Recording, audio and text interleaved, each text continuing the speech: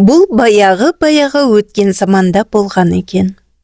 Күндердің бір күнінде піл ыстықтан қатты қиналып, ұзақ уақыт су іздепті. Осылайша келе жатып, әйтеуір бір шалшық суға кез болыпты. Қараса, сол суда біреу тырбыңдап жатыр екен. Тұмсығын созып, оны шығарып алыпты. Сөйтсе, бұл кішкентай тышқан болып шығады.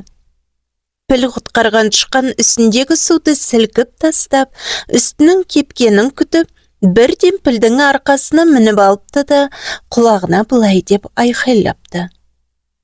Саған алғысым шексіз, піл. Сен мені құтқарып қалдың. Күндердің бір күнінде мен де саған қол ұшын созарымын. Піл болса тышқанның сөзіне күледі. Бұндай тышқан сияқты дәрменсіз бейшарадан қандай көмек күтуге болады? Ол тіпті шалшық судан да шыға алмай отырды емес пе?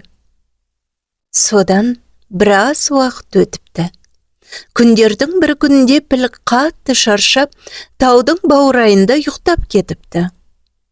Осы кезде тау басынан құм көшіп, ылдилап сырғып төмен түсіп, пілді көміп қалыпты. Піл көтерілмек болып құмда біраз тырбыңдағанымен, оның әрекеті зая болыпты. Кенеттен оның құлағы екі тышқанның әңгімесін естіпті. Жатыр міне, еңгезердей болып. Қане, оның көзін шұқып алайық. Сонда екіншісі оған, тиісуші болма. Бұл піл, ол мені құтқарып қалған. Ол әлі тірі. Оны мына үйілген құмның астынан шығарып алу керек. Тышқан пілге жүгіріп келіп, піл ағай, сіз неге жантайып жатып алғансыз? Тұра алмай жатырсыз ба? Деп сұрайды. Піл тышқанға құм басып қалғандықтан аяғынан тұра алмайтынын айтады. Тышқан болса оған, сіз ең болмаса бір күн шыдасаңыз, мен сізді міндетті түрде құтқарамын. Өйткені менің жанымды аман алып қалғаныңызды ұмытқан жоқпын, дейді.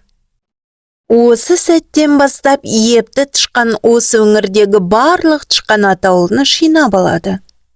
Мыңдаған тышқан жиналып, пілдің астына қаза бастайды.